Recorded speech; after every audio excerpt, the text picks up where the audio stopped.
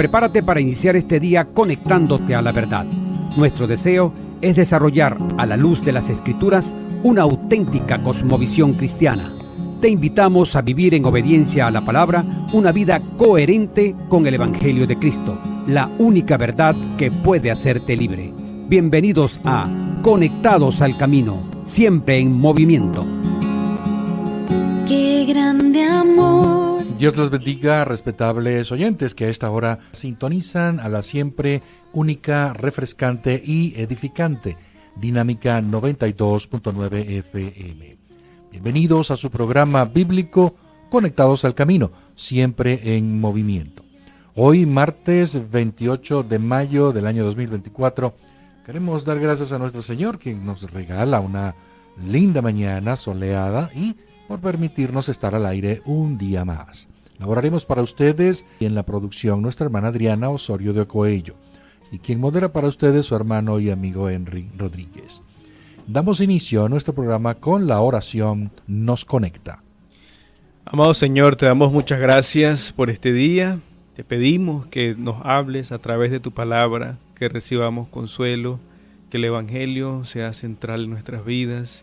Te ruego por cada uno de los que escuchan, que puedan recibir tu palabra, que puedan tener contentamiento y gozo en Cristo. Es nuestra oración esta mañana, en el nombre de Jesús. Amén. Así es, disponible tenemos desde ya nuestros números telefónicos para que usted pueda interactuar vía WhatsApp o mensajería de texto. 0412-051-0645, 0412-056-4959 y 0424-539-5991.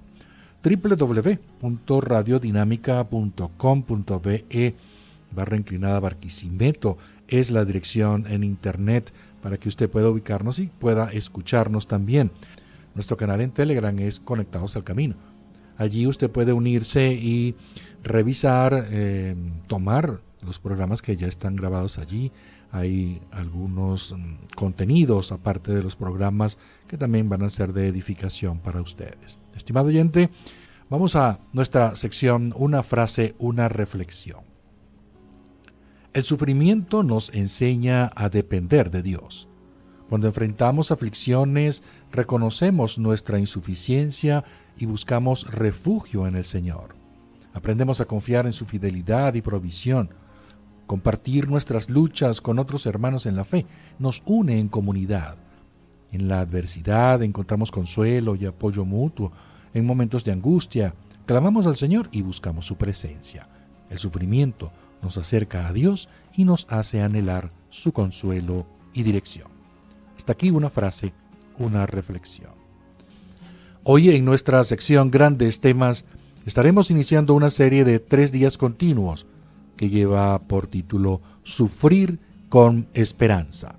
Y nuestro texto base es 1 de Pedro capítulo número 4, versículos número 12 y 13. Específicamente, hoy vamos a iniciar nuestra primera entrega acerca de lo que es el propósito del sufrimiento.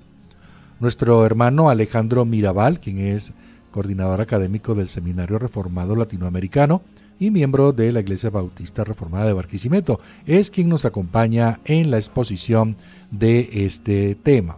Buenos días, mi hermano Alejandro, bienvenido nuevamente a Conectados al Camino. ¿Cómo has estado? Buenos días, hermano. Gracias por la invitación. Estamos bien, gracias al Señor, y contentos de que tengamos este espacio para hablar del sufrimiento. Muy interesante el tema que vamos a tratar, ¿no? Y que en esta primera entrega vamos a estar viendo varios tópicos que engloban todo lo que es el propósito del sufrimiento.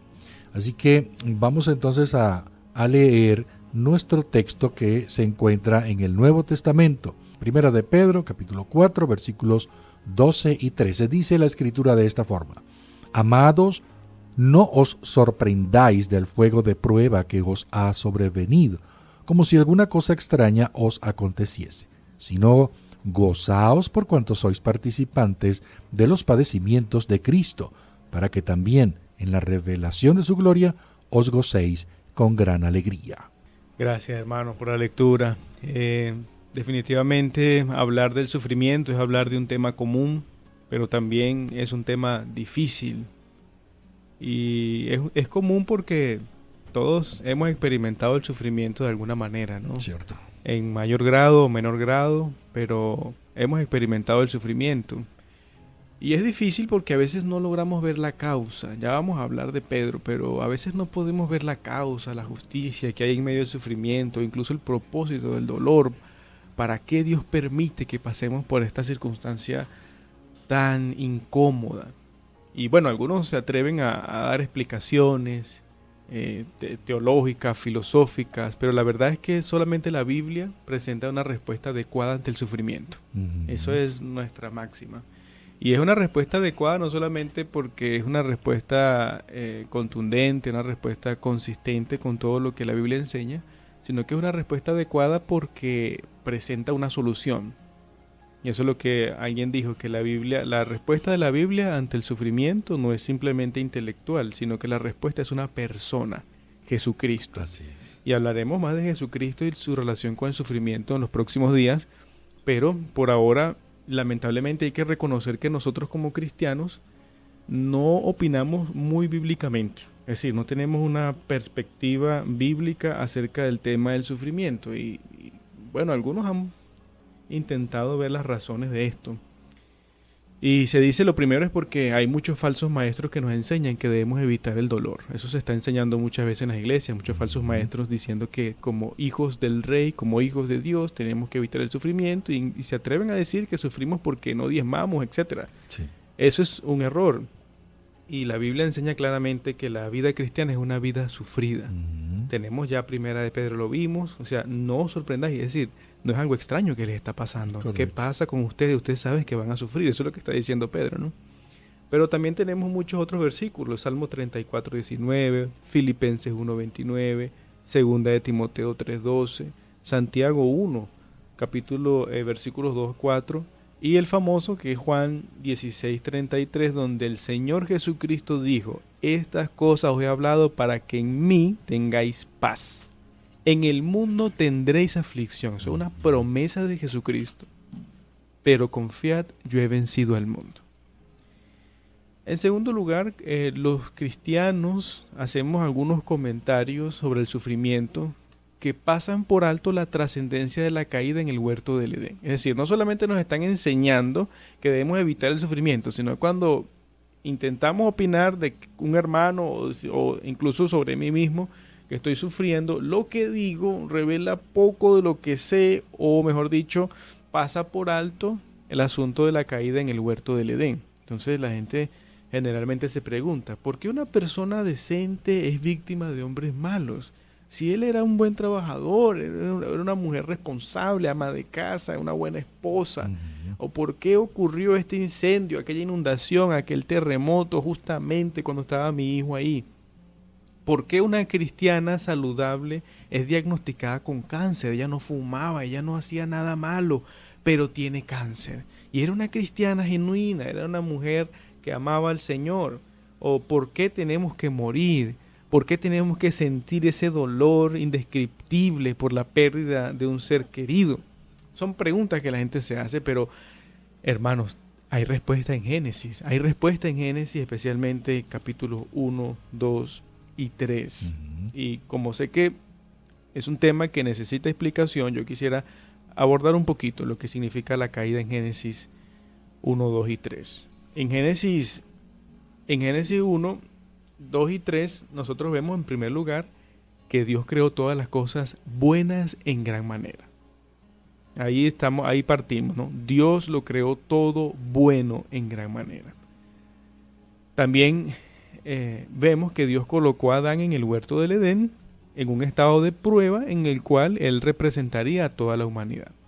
Adán y Eva tenían libertad para obedecer a Dios, pero también tenían libertad para quebrantar ese pacto. ¿Y qué es lo que ocurre? Génesis 3 nos dice, bueno, Adán y Eva decidieron libremente quebrantar el pacto y con ello vinieron muchas consecuencias para toda la humanidad. Entonces, una de esas consecuencias tiene que ver con el mal natural, es decir, se abrió paso a todo tipo de enfermedades, bien sea genéticas, congénitas, todo tipo de enfermedades humanas, imperfecciones en el cuerpo, pero también se abrió la puerta a la hostilidad y los desastres naturales. De ahí viene una consecuencia de la caída. Otras consecuencias tienen que ver con el mal moral, es decir, el pecado. Ahora la culpa y la corrupción de Adán se transmiten a todos los seres humanos. Es decir, la caída trajo las dos causas generales del sufrimiento, el mal natural y el mal moral. Exactamente. Y esos dos puntos son muy vitales, no se le olvide, no sea parte de la sintonía porque vamos a continuar tratando en el próximo segmento.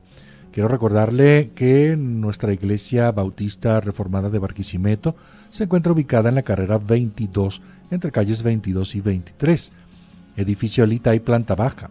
Allí con gusto estaremos para recibirle. Nuestros cultos se celebran los días domingo en dos horarios, 8:30 y 11 de la mañana. Y los días miércoles a las 5:30 nuestro culto de oración. Usted es bienvenido a la Iglesia Bautista Reformada de Barquisimeto. Continuamos con nuestro hermano Alejandro Mirabal en la exposición del propósito del sufrimiento, hoy en nuestra primera entrega de la serie Sufrir con Esperanza. Así que en el segmento anterior se tocó este punto tan importante de el mal moral y el mal natural. Nuestro hermano va a continuar desarrollando esto. Sí, veníamos diciendo que nosotros como cristianos no tenemos una opinión muy bíblica sobre el sufrimiento, cuando lo experimentamos o cuando opinamos sobre el sufrimiento de otro. Entonces, en primer lugar, se nos ha enseñado falsamente que debemos evitar el sufrimiento. Y también no hemos pensado profundamente en la trascendencia de la caída en el huerto del Edén. Pensamos que eso solamente ocurrió allá y quedó ahí. No, las consecuencias son palpables hoy en día. Por eso hablamos de la caída, del mal natural y del mal moral, que son las dos causas generales de todo sufrimiento. Pero nuestra resistencia al sufrimiento también refleja muy en el fondo que no aceptamos la soberanía de Dios. Esa es otra razón. A veces la gente piensa que hubo un evento que no debió suceder, es que eso no debió pasar. O, por ejemplo, pedirle explicaciones a Dios. ¿Por qué Dios? ¿Por qué a mí? ¿Por qué? Y saben que eso es atentar contra el dominio eterno de Dios, contra el dominio universal de Dios. Él hace lo que Él quiere. Job intentó pedir explicaciones, usted lo recordará, si ha leído el libro de Job. ¿Y qué sucedió con él? Fue humillado porque Dios no tiene que darle explicaciones a nadie. Él es el soberano de los reyes de la tierra. Sí. No es otro hombre como nosotros. Él es el que está en el trono. Él sabe que todos sus caminos son sabios. Él sabe que todos sus caminos son santos y que todo lo que ocurre redunda para la gloria de Dios, aunque nosotros no lo entendamos. Eso es una verdad de la soberanía de Dios. Puede que yo no lo entienda, pero Él sí lo entiende y lo que sucede redunda en la gloria de Dios. Así que lejos de ser nociva, la soberanía de Dios debe producir en nosotros más bien esperanza. Es decir, estoy en las manos del Dios Todopoderoso, que es sabio, que es santo, que conoce las cosas, que Él puede concatenar los asuntos y los eventos, pero yo no. Y entonces en las manos del Dios Todopoderoso, que ahora es mi Padre, como cristiano que soy, en las manos de Él están mis tiempos. Él es más sabio que yo, Él es más poderoso que yo. Debo aprender a descansar en eso. Así que, con lo dicho hasta aquí, podemos empezar a dimensionar que hablar del sufrimiento no es fácil. Cierto. Hay muchos temas de fondo, hay mucho engaño dentro de la misma iglesia cristiana, pero bueno, gracias a Dios que tenemos la Biblia. La Biblia es nuestra lumbrera, nos enseña y disponemos de estos días para profundizar en el tema. Mi deseo, aprovecho para decirlo honestamente, es que adquiramos herramientas teológicas para enfrentar el dolor. El dolor va a venir. Y debemos prepararnos para eso. Como dijo un pastor amigo, debemos tener una mente preparada para la aflicción. Como dice también el hermano Henry, hoy vamos a estar hablando del propósito. Mañana abordaremos cómo lidiar con el sufrimiento. Es decir, cuando llegue el momento, cómo voy a lidiar, cómo voy a prepararme antes y cómo voy a lidiar.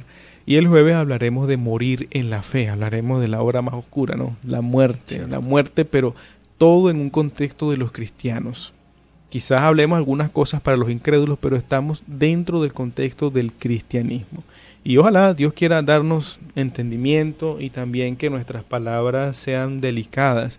No queremos ser insensibles. Queremos ser profundos, pero no queremos ser insensibles, y también queremos transmitir consuelo, transmitir esperanza.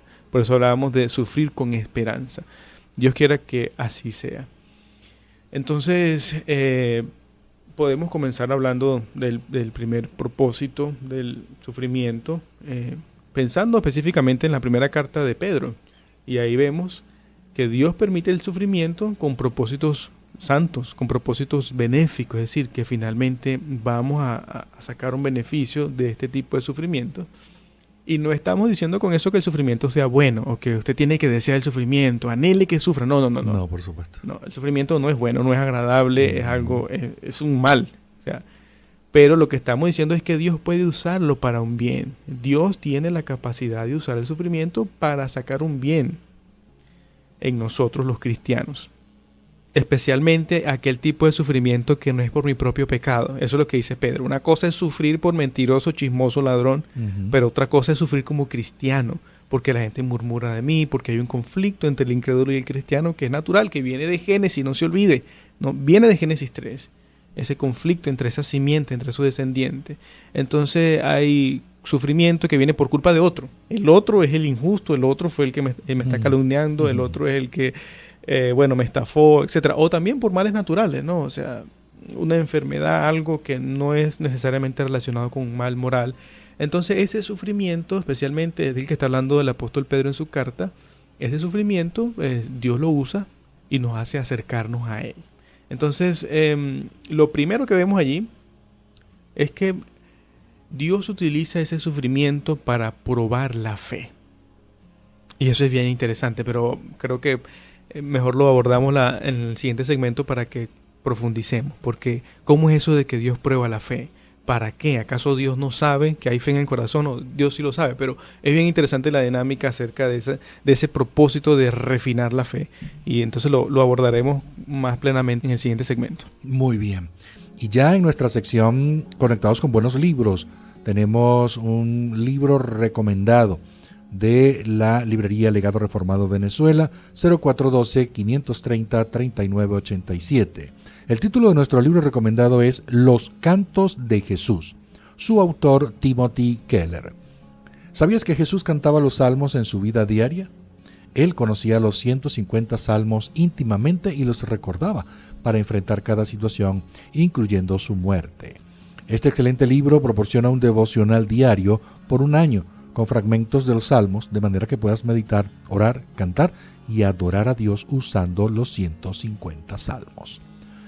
Recordemos el consejo acertado del predicador Charles Spurgeon: visita muchos buenos libros, pero vive en la Biblia. Pero vamos a seguir entonces porque tenemos que aprovechar bien el tiempo y ya con este propósito que dejó nuestro hermano allí para continuar analizándolo. Adelante, nuestro hermano Alejandro.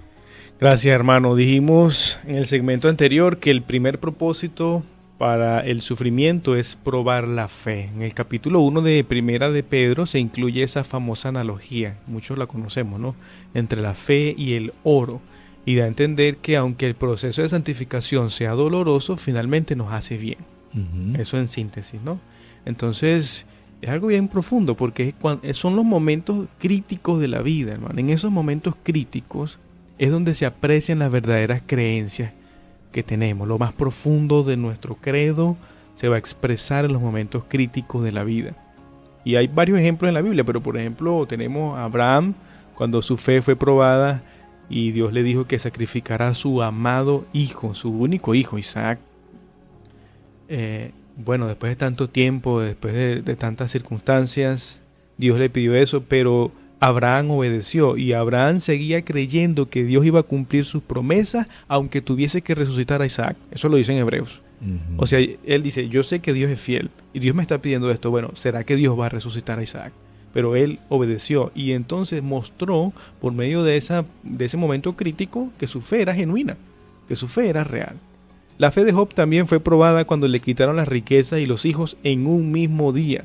Y luego el fuego de la prueba aumentó cuando Satanás le causó una enfermedad tan grave que quedó irreconocible. Eso es lo que dijeron sus amigos. Ni lo conocíamos cuando lo vimos. Quedó putrefacto y quedó solo. Pero ¿qué es lo que vemos al final del libro de Job? Vemos una fe probada. Vemos un Job más santo.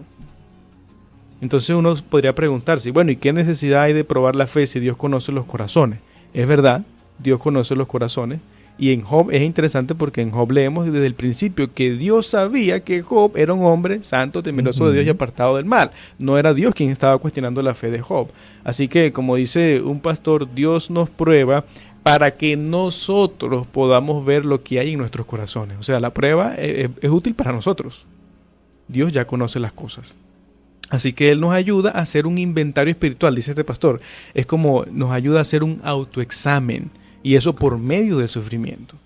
El sufrimiento entonces abre un camino directo al corazón. Usted quiere saber lo que hay allí adentro, espere que sufra para que vea que rápidamente llega a lo que hay dentro del corazón. O sea, es el camino más rápido para llegar a lo que hay en lo profundo del corazón. Parece duro, ¿no? Sí, parece duro, es pero es verdad. Y tenemos los ejemplos en la parábola de los talentos, cuando Jesús le explicó, ¿no? Las tierras diferentes, pero dos de esas tierras demuestran que son malas es después de la aflicción, cuando los afanes de este siglo o la persecución por causa de Cristo. Entonces son circunstancias difíciles, pero que sirven para probar quién realmente es cristiano. Hay un segundo propósito y es humillarnos. Esto es lo que vemos en 2 Corintios 12, 7 al 10. Yo quiero leerlo. Dice la palabra de Dios: y para que la grandeza de las revelaciones no me exaltase desmedidamente, me fue dado un aguijón en mi carne, un mensajero de Satanás que me abofetee, para que no me enaltezca sobremanera. Respecto a lo cual 3 veces he rogado al Señor que lo quite de mí. Y me ha dicho: bástate mi gracia, porque mi poder se perfecciona en la debilidad. Por tanto, de buena gana, me gloriaré más bien en mis debilidades, para que repose sobre mí el poder de Cristo. Por lo cual, por amor a Cristo, me gozo en las debilidades, en afrentas, en necesidades, en persecuciones, en angustia, porque cuando soy débil, entonces soy fuerte. Es un texto maravilloso y, por cierto, vuelve a contradecir a los falsos maestros que enseñan que los hijos del reino van a sufrir. Pero bueno, Pablo era un hijo de Dios y sufría. Y Pablo oró con insistencia y se le dijo: no se va a quitar ese sufrimiento. Sea lo que sea que signifique ese aguijón de la carne, pensamos que es un dolor físico. Lo que sí sabemos es que no se le iba a quitar para mantenerlo humilde. Y con nosotros puede ocurrir algo similar. Podemos tener algún impedimento, podemos adquirir alguna enfermedad que nos recuerde que no somos indispensables en el reino de Cristo. Otro puede hacer mejor el trabajo que nosotros. Nosotros no somos el último refresco del desierto en el reino de Dios. Dios puede utilizar a cualquiera para hacer crecer su reino. Es así, mi hermano. Interesantísimo todos estos propósitos del sufrimiento. No se despegue de la sintonía. Hermano Alejandro, ya para finalizar entonces en este último segmento del programa, pero que estoy seguro que vamos a continuar, porque es uno de los tópicos o de los propósitos importantísimos dentro del sufrimiento, y es ese que usted va a continuar. Sí, hasta ahora hemos mencionado 2 propósitos en el sufrimiento, y recuerden, del cristiano. Podemos hablar del sufrimiento de los incrédulos, sería un tanto diferente, pero dentro del cristianismo hay propósitos en el sufrimiento. Una vez más, no queriendo sufrir, no deseando que las personas sufran, sino cuando llegue el momento, pensemos en estas cosas de que Dios va a sacar algo bueno de allí. Entonces lo primero que dijimos fue probar la fe, ¿no? Probar la genuinidad de nuestra fe. Uh-huh. Cuando uno tiene la espada en la garganta es cuando uno va a decir la verdad. Sí.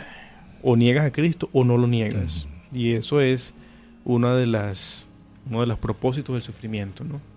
Luego, humillarnos, recordar que nosotros no somos los más importantes en el reino de Cristo y Dios puede traer alguna enfermedad o un impedimento. A veces uno escucha eso, ¿no? Hermano, iba a ir para tal lugar, pero se me accidentó el carro justamente allí. Bueno, no se desespere. Puede ser que Dios quiso que así fuera. Porque puede haber en nuestro corazón demasiado orgullo a la hora de servir a Dios. Pero en tercer lugar, Dios utiliza el sufrimiento para desligarnos de las cosas del mundo. Ese es un propósito también común. La pregunta de que si Dios puede tener varios propósitos en el mismo sufrimiento, puede ser, no lo sé. O sea, no podemos decir solamente uno o 3 o 4. Dios puede utilizar el mismo sufrimiento de muchas formas. Pero el punto aquí es que aunque las riquezas no son malas en sí, podemos caer en la tentación de creer que nuestra vida consiste en los bienes que poseemos. Y Jesús dijo en Lucas 12 que la vida del hombre no consiste en los bienes que posee. A veces llegamos a pensar que solo esta vida es lo que vale, la vida presente, nuestra cotidianidad nos lleva a pensar en eso. No, esto es todo lo que hay. Entonces, este apego a las cosas temporales, a las cosas terrenales, puede ser muy sutil. No va a decir usted, no, un cristiano, pues claro, no lo ve que está en el mundo, en la parranda. No, estamos hablando de un cristiano centrado en Dios, pero en una cotidianidad que lo absorbe. Entonces, ahí está el testimonio de un autor. Ese autor se llama C.S. Lewis. Él escribió un libro que se llama El problema del dolor. Y él contó su testimonio ahí, un testimonio cotidiano. Y es lo que quiero traer a colación. Él dice que pues, muchas veces le ha pasado que anda tranquilo por la vida, pensando en el día siguiente de trabajo, las vacaciones, los nuevos proyectos, y de repente viene la mala noticia. De esas noticias dice él que parecen que el tiempo se detiene, parece sentir que la vida se desarma en poco tiempo. Y bueno, como un cristiano, él intenta retomar el estado de ánimo, de pensar que las cosas pasajeras no deben ocupar un lugar principal en su corazón, que su verdadero bien está en otro mundo, que la mayor riqueza es tener a Cristo. Todos esos pensamientos los trae a su mente y logra salir, ¿no? Logra ser consciente de esa dependencia de Dios, que de Él viene la fuerza. Pero luego dice él, confieso que cuando se va el temor, vuelvo aquella vida cotidiana, olvido de aquello que me sustentó en el sufrimiento, aquello que me hizo estar firme, y entonces reconozco la necesidad de la tribulación. Imagínense eso. Y esto es un caso cotidiano, por eso, y quiero traer caso cotidiano porque esto es lo que nos pasa a nosotros. Es correcto. No vamos a hablar de casos tan extremos, sino nosotros andamos bien en la vida, tranquilos, pensando que todo es cotidiano, normal, hasta que viene una mala noticia y nos hace levantar la cabeza. Nos hacen ver que hay algo más allá del sol, que la vida no es todo lo que tenemos ahora. Y algo similar opinó John MacArthur. Él también escribió un libro bueno, se llama El poder del sufrimiento. Ahí dice él que Dios puede enviarnos pruebas con el fin de confirmar la insuficiencia de las cosas materiales para suplir necesidades importantes. Ahí está. Las cosas materiales son insuficientes para suplir las necesidades más importantes. Y pensemos en eso. Seguramente hemos escuchado a alguien decir que todo el dinero no puede devolver a la vida a un ser querido, ¿no? Todo el dinero, no puedo. ¿Acaso no dice Eclesiastés 7 también que el día de la muerte nos hace pensar en cosas importantes? Dice, más vale el día de la muerte que el día del nacimiento. ¿Por qué? Porque la gente pone estas cosas en su mente. Y yo sospecho que a más de uno nos ha pasado que los incrédulos nos piden oración, ¿verdad? Hermano, ore por mi familiar porque está a punto de morirse. Ajá, pero antes de eso, nada. Y después de esa enfermedad, sea que muera o no, nadie se acuerda de Dios. Entonces el punto es que las aflicciones pueden funcionar como un aviso de que esta vida es pasajera, de que esto no es todo lo que hay, de que hay una vida más allá, que tenemos que buscar de Dios. Correcto. Entonces Dios utiliza el sufrimiento para desligarnos de las cosas del mundo, de las cosas temporales, las cosas terrenales. Pero hay más, pero no pierda el programa de mañana porque todavía tenemos mucho que decir y es muy importante. Eso es correcto. Así que usted en obediencia va a estar pendiente mañana a las 7 de la mañana nuevamente. Esperamos que usted haya sido edificado con el inicio solamente de esta serie. Gracias, hermano Alejandro, por estar con nosotros hoy. Y bueno, ya sabe, mañana, ¿cómo lidiar con el sufrimiento? No se lo vaya a perder. Laboramos para ustedes Manuel Felipe García en la dirección, Alexis Azuaj, que lo hizo en los controles, y quien habló para ustedes, su hermano y amigo Henry Rodríguez.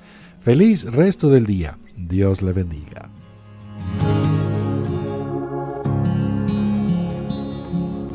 Seguimos avanzando por los caminos de Cristo, decididos a mantener a nuestro Señor Dios como el centro de todo en nuestras vidas. Permanecemos fieles a su palabra, conectados al camino, siempre en movimiento.